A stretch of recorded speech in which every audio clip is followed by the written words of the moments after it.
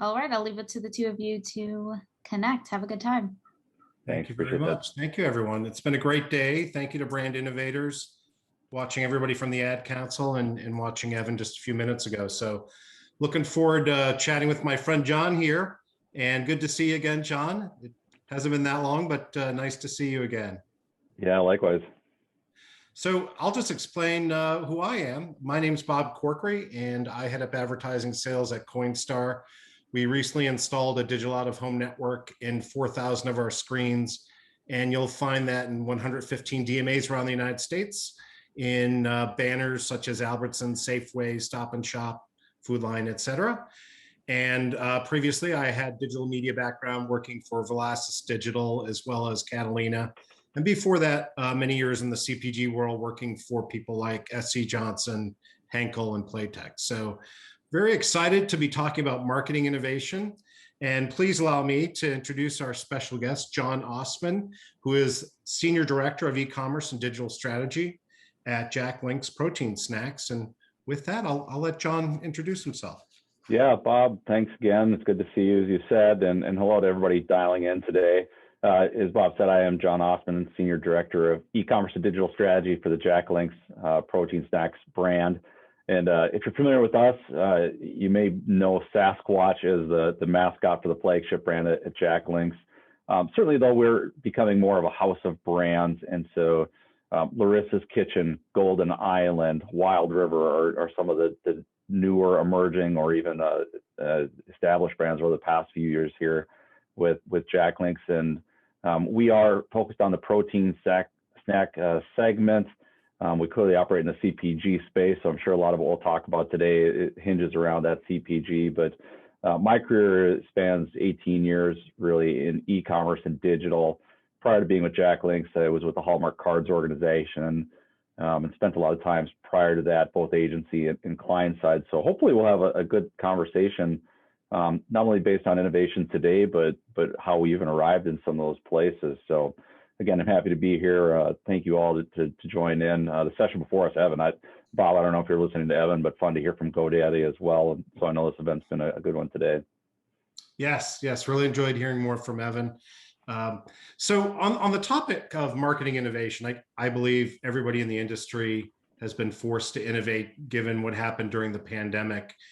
And especially with, just the restrictions, like legally consumers not being able to get where they need to go. And the pandemic continues to change behavior. Some of it may continue to persist. Some of it may go away. But I thought I'd ask you, John, how have you at Jack Link's responded to the change in consumer behavior during this crisis?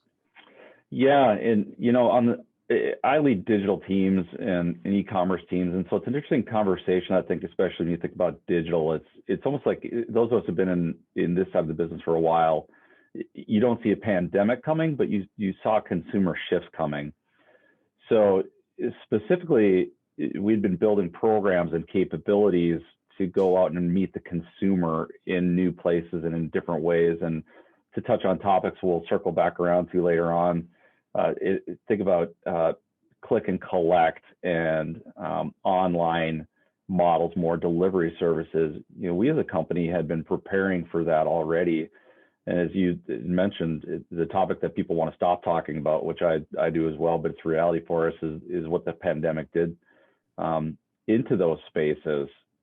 So, for us, I think specifically it was, we'd started the journey, and all of a sudden, as everyone else did, we had such a lift that it went, oh man, we need to act faster. And again, for sort of setting up the conversation today, this is a conversation about how fast and where and with whom. And again, those are not topics that are unfamiliar to marketers, but certainly it's the shift, specifically with COVID that took place. As we think about that too now, it's not only thinking about the shift that did happen, but now the consumer that we're left with, and how those are going to become permanent changes here. Yeah, it's interesting, John, in that, you see a lot more direct to consumer. We can talk, I'll ask some questions specific to your retailer partners. But what, in that space of direct to consumer, how are you approaching trying to get and keep these consumers, especially with all your different product innovations, new flavors, et cetera? Yeah. So as an aside to it, you really, again, as marketers, we try to address the 360 view of a consumer, right? And so if we pick up where we left off on what did we do with COVID? Well, like a lot of CPGs, it was, let's make sure that the product is available, number one, in the places that the consumers have gone to. And in the places where, even you think about lockdown, the only places a consumer could get that product, right? It's Walmart curbside pickup. And so we had gone there, and it was Instacart delivery, right? And so we made sure that we were available there. D2C really is then that next step. And again, this is pre-pandemic, post, and it'll persist.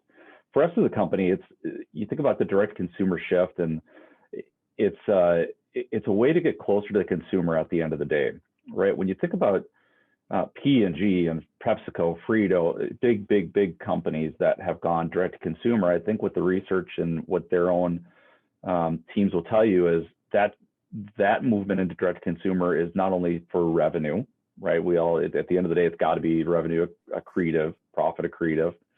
But what is it that we can do with a consumer that we may not know as we work with an Amazon or a Walmart or a Target, or name your retailer or customer partner?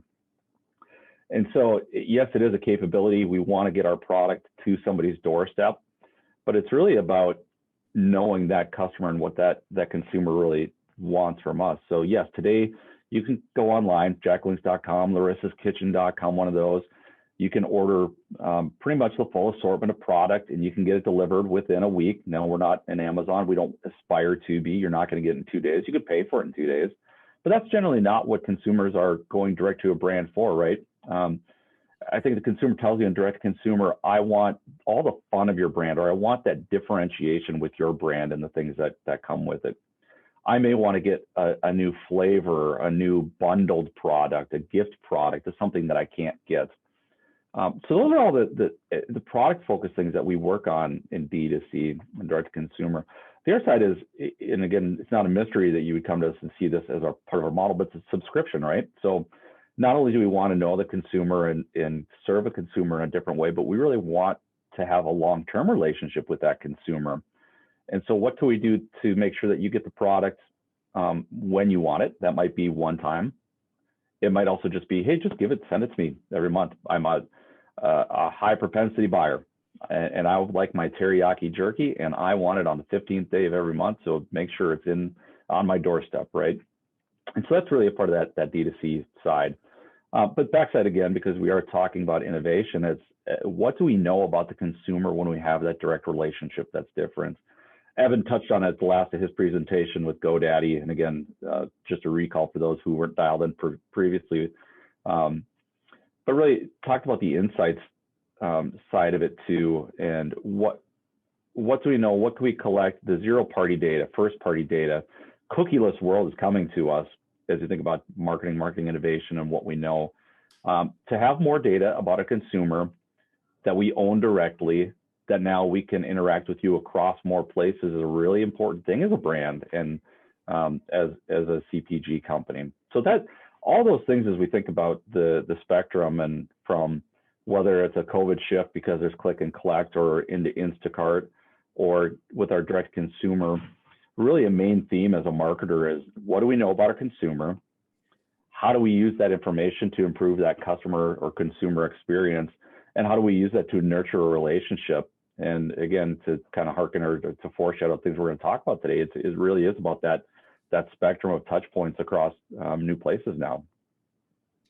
Yeah, that's I can align with everything you're saying about being forced to innovate during these interesting times. And one thing I want to hone in on, you made a comment about first-party data, because obviously the shift is cookies are going away. Third-party data is going to be almost extinct very soon. And you mentioned first-party data. So it seems like brands that are really on the cutting edge of innovation are trying to build their CRM and build that first-party data. So do you want to talk a little bit about at Jack Links, how are you guys doing that? Yeah, and I'll probably speak as much as I can about it, but with data marketing, I think we get giggles when we say, gosh, do you have a data lake where you're storing all that data, you get to mine that data, or do you have a data puddle really at the beginning of it? And I think a lot of organizations still would consider themselves in a data puddle scenario, because sophisticated brand marketers and data-based marketers will tell you it's well and good to understand that cookieless marketing is coming, or the first party data is really important. Hey, we need to capture a lot of information. And I think organizations make a mistake in going, well, we just need to open the floodgates and take all this data in. And for a lot of organizations, and I would say even for ours, going back a few years, that was probably the scenario, saying, we don't have a clear path of what we're going to do with that data. Let's just make sure we have the data. Not a terrible thing to do, because you have tools now you can build to then sort through that data. But we as a company are really in a place to go, what is it we want to know from that data? And to that perspective, it saves a lot of time and effort to structure that data then in a way where you have purpose and intent with that first party. And again, if you haven't heard the term zero party data, that's really going to become a popular term here in the next couple months. But zero party data is really the data that your consumer is authorizing you to use. And I'm giving you a roundabout answer to the question you asked, but it's part of this education within marketers is to start differentiating between zero party, first party as this cookieless thing comes along, but come back to then as a direct consumer strategy is to say, we now have a place where we can bring a consumer to. Not only do we know because you're visiting our site, that's first party data, you might purchase first party data, but what are you going to opt into as a zero party? Yes, you want to be on an email list. Yes, you are interested in beef jerky versus a beef stick. What can we know about a consumer? So back to, you kind of have to have this clear vision of not only, hey, we know we can collect data, but what do we want to do with that data moving forward once we become cookieless? Because, if we have a soapbox topic, the additional is, hey, we don't even know what's going to happen. We've heard Google change their story a couple times now about what they will or will not allow for tracking, what they will or will not do cooperatively with other data holders. And so, to make a wandering topic a little bit more wandering, it's, even though we've had announcements about first party data and cookies going away, we're still not sure what that means. So as an action about the innovation, what we're doing, it's just to start cataloging. And again, for us as a company, you asked us, what are we doing? We're just cataloging. Where are all the places of media that we have today? What places are that? Will there be an impact if cookieless becomes a full reality? Yeah, I mean, you're right. We all think we have a crystal ball with what Google's doing, but to your point, John, we don't know for sure yet. We got to be able to pivot. Yeah. So interesting feedback on collecting the first party data, how you build that database. So in light of what we're seeing in the news with hacking, what are your thoughts on brand safety and just making sure that your brand is, you're not only, like you talk about zero party data and how if the consumer opts in, you can ensure you want to protect their identity, et cetera. But talk a little bit about safety from protecting your consumer's identity and also from brand safety from the Jack Link's perspective.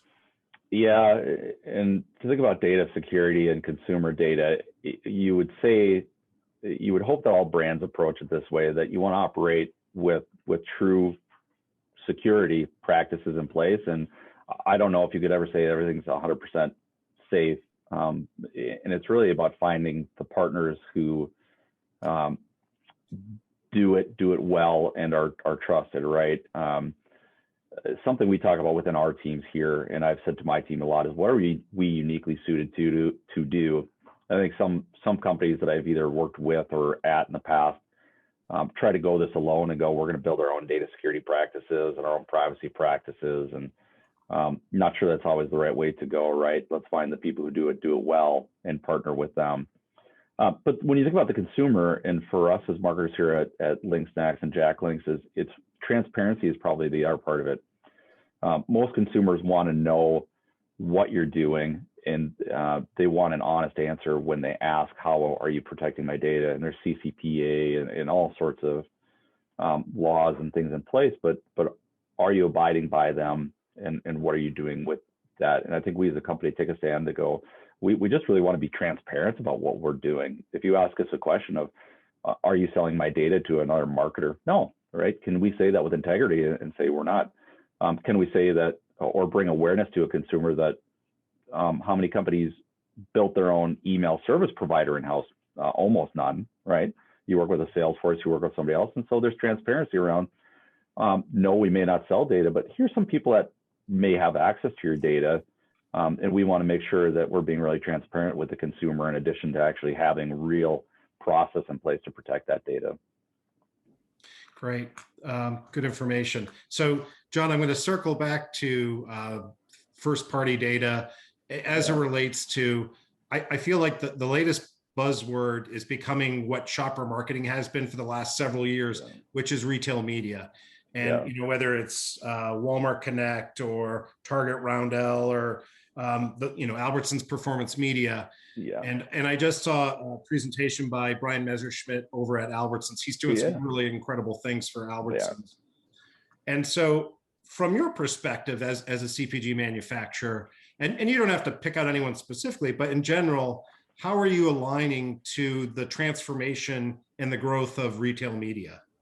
And so I think from my perspective, and when this topic of marketing innovation came up, the retail media is really the first place I went to with.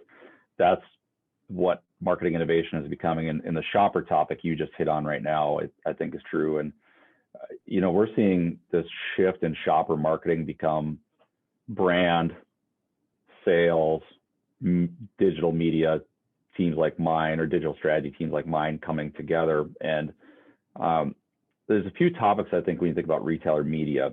Number one is it's a way to get closer to a consumer in a more defined way, right?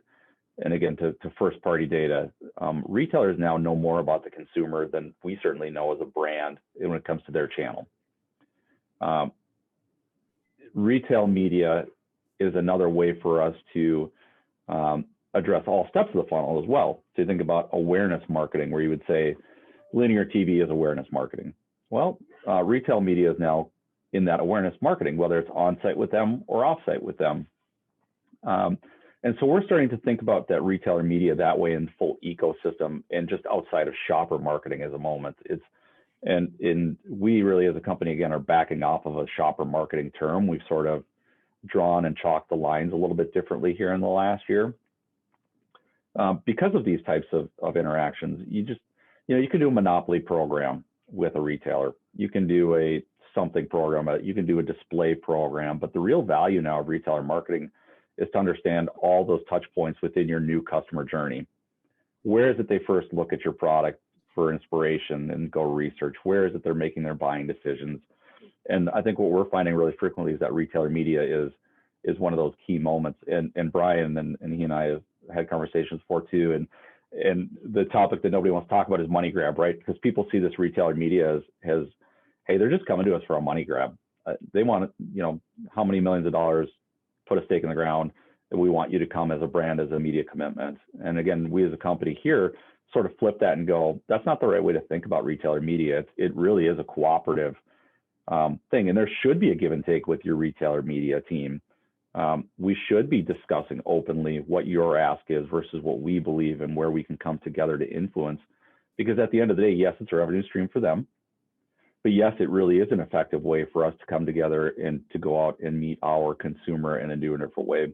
And you think across the spectrum what retailer media is, and if you're dialing in and haven't heard a lot about retailer media, is to say you've got on a website. So let's just take a Walmart for a moment.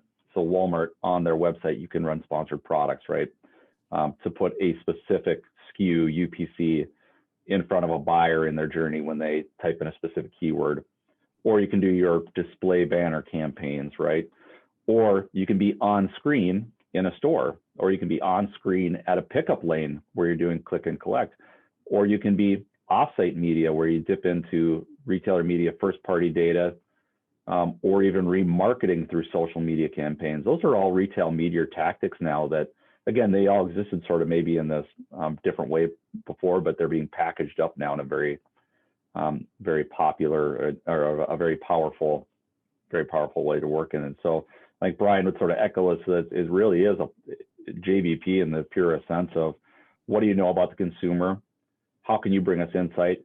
How can we then power to grow a category or get our product into the right place? And at the end of the day, it's for a positive consumer experience, top to bottom of that funnel. I fully believe that that funnel still exists. I know a lot of marketers might say it doesn't, but you know, for us as a company, it's to work cooperatively to understand all the touch points. And to back off of that, half step two is that really is changing brand marketing as a big B, brand marketing.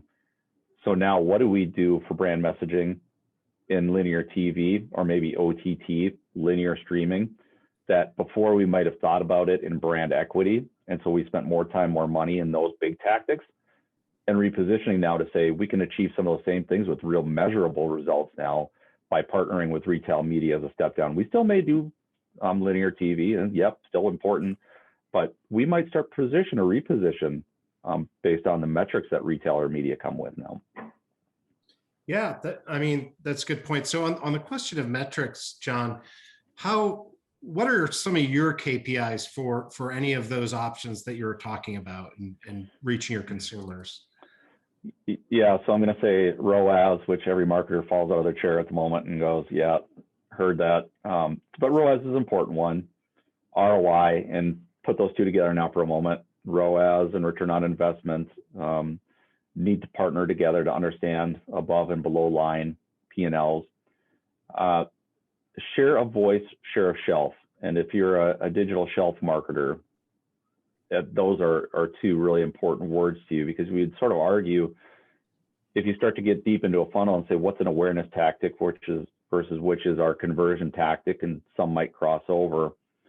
At the end of the day, to understand household pen, buying frequency, and then competition within your category, share of shelf and and share of search are two really important ones that we look at within there. So ROAS, ROI, share of search, share of voice within our categories are really important with retailer media.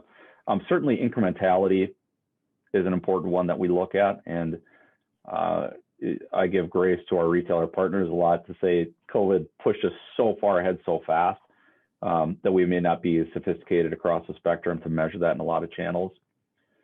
But incrementality, and then the influence of digital media and retailer media to in-store media. If you're dialed in listening, and if you're not aware of the Path to Purchase Institute, I'd encourage you to go look them up. They put out a report about the influence of digital media to in-store sales. And as part of the research they provided, one of the metrics is in one of the case studies for every dollar that one of their cases and one of their brands unnamed put into a digital media, they saw $6 in store as a result of that. Amazon has done now several studies that say that same thing. For every dollar in that digital or retailer media they're seeing in the store. I could tell you from a brand, I won't tell you the retailer or campaign specifics, but we saw above and beyond that in one of our campaigns. For every dollar we put into a digital media, we saw $7.50 at the shelf. And so there's a lot of metrics that we track, and that is probably one that's on the fringes that we're starting to model more than a known one from a KPI, but we're starting to think more about digital and retailer media to in-store. Yeah, that ROI is very impressive, John. So who wouldn't take that all day long, right? Yeah. The caution, it's, we're so early on in some of these that it's campaign based, and that's why I would say it's modeled versus absolute. Yeah, so it sounds like as a brand, you're open to test and learn with all these new channels and new opportunities. Yeah, I think you have to. And again, I think others that have presented today throughout the day have really talked about that. And I think one of them said, hey, it's explore and exploit, and it is testing. And I think you have to, because again, we're in this shift of so fast, so heavy shift of what is reality. And if you're a fan of media mix or marketing mix studies, we sort of understand historically what's happened, but the constant iteration as brand marketers, I think, is what pushes us forward still. I'm lucky enough to be at a company that we support that here and encourage it. And it's part of the DNA of continue to go find out. So given the compression of the purchase funnel, everything that you were just talking about, John, has your planning cycle had to, you've had to do a sprint to keep up, right? Like, so do you find yourself trying to be more flexible with planning? Yeah, and I think there's a lot of sympathy within, again, brand marketers, but in our sales teams, let's be honest, everybody as well, that we have all experienced a lot of change. And, I think outside of 9/11, I'm not sure a lot of us have had an event that changed. Now, different scales, different purposes and things, but, this reaction is for sure different. I think if you're not an agile marketer right now, and I'm sure, again, there's lots of marketers on the call that never want to hear agile again and shift and go replan. But yeah, absolutely. Again, I think if we're doing our jobs as marketers, it's to put a plan in front of leadership that makes sense and to guide our brands and our teams, but to be able to measure and to know what we're measuring against. For me and for my team, again, we're really starting to get a clear picture of tactically, you go linear, OTT, digital. I mean, we've got this universe of tactics, and you better be certain to be able to shift quickly and to both have partners that do that. For us, we have several partners that we work with that help us be more agile in this space. To understand you can turn on, turn up, tune down at a moment's notice, both your media spend, but also your planning, whether it's continuity or whether you're in the middle of an A/B test, and you got to be willing to pivot quickly.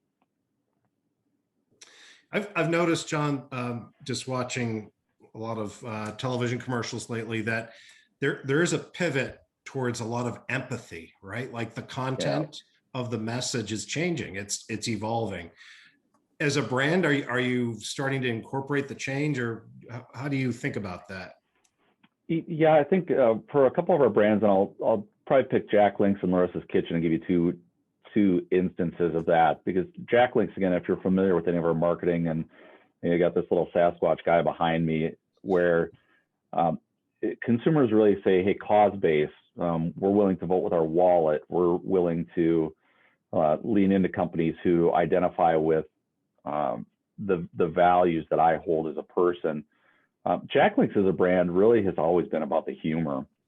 And we struggled with that, quite honestly, when COVID hit, and we've sort of pulled back a little bit on that. And so we had those moments of empathy. But what we also heard from consumers and our consumers was, we miss that humor. We need that. We need that levity. And so I do think it's true that you can incorporate humor and have that be the thing you stand for, but also be both transparent and be genuine in the way that you do some of those things. Now, Larissa's Kitchen as a brand for us is more female focused. We talk about she and her. It's more about mom feeding her family, powering her lifestyle. It's the fuel good snack, we call it. And those are moments to stand up and be more empathetic to.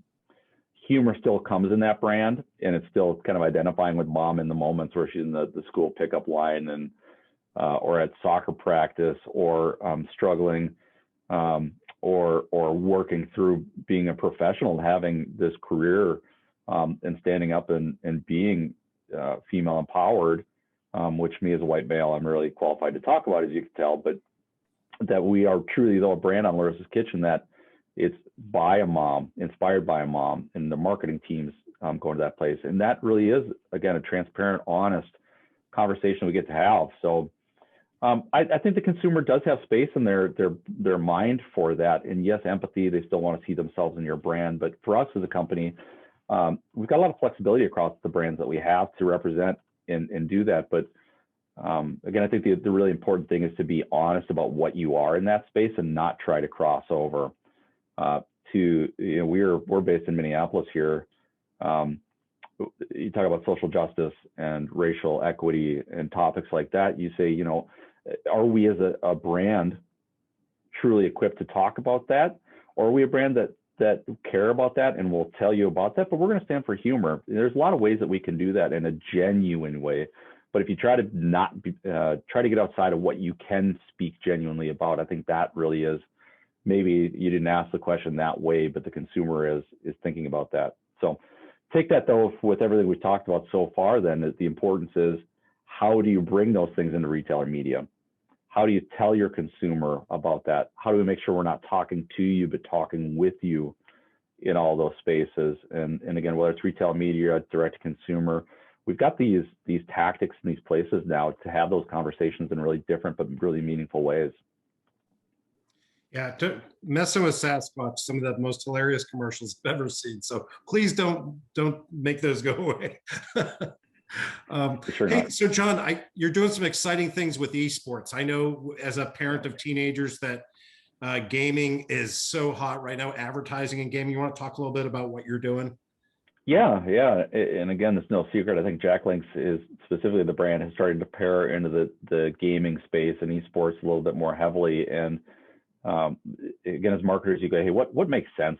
We're not going to try to make our way to a place that doesn't make sense for a brand. But as you think through the explosion of that space, and those who've been gamers for a long time will tell you, yeah, it's exploding, but I've been doing it for a long time. It's sort of been a theme and a thing, a cultural build for us as JackLinks. I think it was even maybe just a happenstance of, hey, it's an explorer. So think about test and learn again. It's a place we sort of went to test and learn. We've historically been about brand sports team sponsorships. You can find us with the Packers, the Green Bay Packers, and the Denver Broncos, and the Minnesota Timberwolves, and you'll see our brand in those spaces. But then we went, this is gaming in a different way, and sports in a different way that truly is about sports. If you've been to pre-pandemic, if you'd been to a gaming event, whether it's Call of Duty or any of those have the true feel of a sporting event. The crowds are passionate, the wearables, the merchandise. And for us, we went, our product makes a lot of sense, down to the tactical of, I'm playing, I've got my hands on keyboard or hands on control. Do I want chip dust on my stuff, or can I grab a beef stick that's wrapped and ready to go and have protein? And I think from our company, we really are a protein snack. Happens to be meat, which is one of the purest forms of protein. It's 100% beef. It's all those good things about protein. And so very quickly we went, hey, our product really makes sense in this space. So we are partnered with Envy Gaming. We are partnered with Activision, Call of Duty. Those are spaces that make sense for us. And while we've sort of been testing it, at the same time, we've really come out strong in the marketplace and leaned in on the gaming and esports space. But I think similar to us, and you think about the pitfalls as you do that, especially in digital, it's this crossover to what does a consumer expect of you, in the same way we talk about humor or empathy or reconciliation, equity topics. In the gaming space, what you find out really quickly, and Hunter Qualls, who leads our team here on the gaming space, is awesome at this. He spent a lot of time just listening, going out and going, hey, what do you care about in this space? How can we be a brand that partners? And that was exactly what our gaming partners said is, don't come in and tell us, come in and be supportive. How can you add to our gaming experience? How can you make this more fun for us? Don't sell me, participate with us. And so I think that's, Wendy's had done the same thing, Fortnite, and it's a great case study about Wendy's showing up in Fortnite and smashing frozen beef lockers and things. So, we as a brand have gone heavy into this space because it makes sense. We've done it with transparency, I believe. I believe we've done it to partner with gamers and try to be a lifestyle brand for them in the space, as opposed to trying to sell to them. Hey, product makes sense. You love the product. Let's make sure we can do it in a fun way. Great. That's a really neat way to get some new consumers into the brand, John. That's exciting. Yeah. So I think we're winding down to the last 6 minutes roughly, and there are some questions, John. Yeah. So I'll try to tackle these, and if they're duplicative, I won't repeat them. But yeah.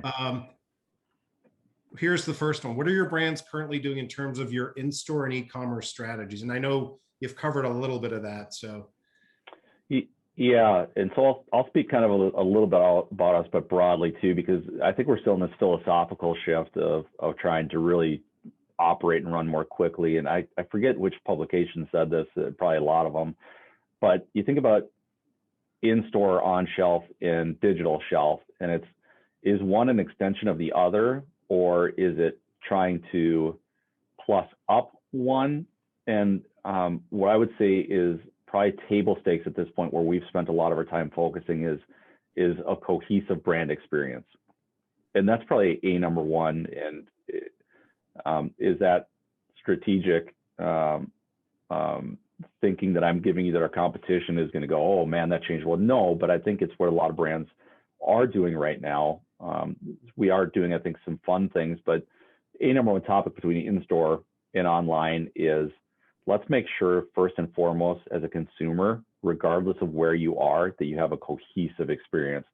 I want to know that the Larissa's Kitchen bag of Korean barbecue jerky that I pick up in the store looks the same, has the same call outs, the same bugs and widgets and things on the front of the package is what I'm going to go see online. Now I'm going to go online and I probably want to see more. I want to see front of package, back of package. I want to see what that product looks like out of the bag. I want to see more of the brand fun. So we are thinking about it in that way. So cohesive brand experience, and then let's do more. I think strategically from the sales perspective, a lot of the research also tells us that people want to go online because they want more assortment. They want more from the brand. They want to see more of the brand. People understand that they're going to get a little limited selection at the store shelf. So what as a brand can we do to plus that up? I would say that again, strategically, what we're trying to do is partner with our customers or our retail partners to bring them data about how we can grow a category with using e-commerce as well, in addition to what we're doing in the store. Great, good stuff there. So I think we might have time for one, if not two more. This refers to a topic you were covering earlier, John, about data usage. So what types of data-driven campaigns are delivering the best ROAS for you? It really depends across brand, quite honestly. And so YouTube, we found, as one delivering a very strong both ROI and return on ad spend and sales lift over the past 6-8 months for one of our brands. Conversely, Instacart, as an example, is delivering really strong results for one of the other brands. I know that's a little bit of a cop-out as you ask the question through it, but without getting too deep into any specific brand, more so the digital tactics. And I don't think that's any secret, right? It's click and collect.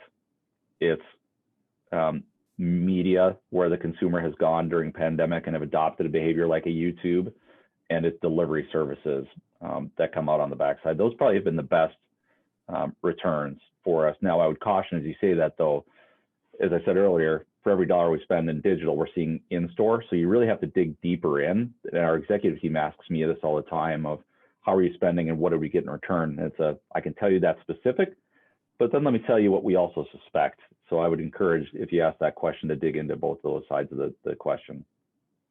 Great. Well, we got a couple of minutes left. I know you're doing some product innovation with product formulations. Do you want to, like in a minute, just touch real briefly on maybe a couple of highlights in product reformulation or even new flavors? New flavors, yeah. And so again, an interesting dichotomy, or maybe I'm not sure exactly the right way to say it, but what we saw in pandemic shifting is that consumers really wanted to focus back on the core of any product, right? I don't necessarily care about as much flavor, format, innovation. I just want to get my product because I'm pantry loading. And so I think, again, companies are sort of back and forth, and now we're emerging from that. I think consumers are open to more flavor. In meat snacks, I think the trend that you're seeing is definitely flavor variety, heat, right? We came out with a product called Wild Heat with Jack Links, and it definitively is a hot product, and people love that. More of that innovation, though, is, hey, I want more product and more variety. So you're seeing multi-pack, and I think that the chips and salty snacks have been good at this for a long time of give me sour cream and onion chips along with cheddar chips, along with regular chips. And that with meat snacks, we're seeing a lot of movement in as well. But the flavor foodie, we call them, is really Asian inspired. We've Golden Island is one of our brands that you can find at Costco that's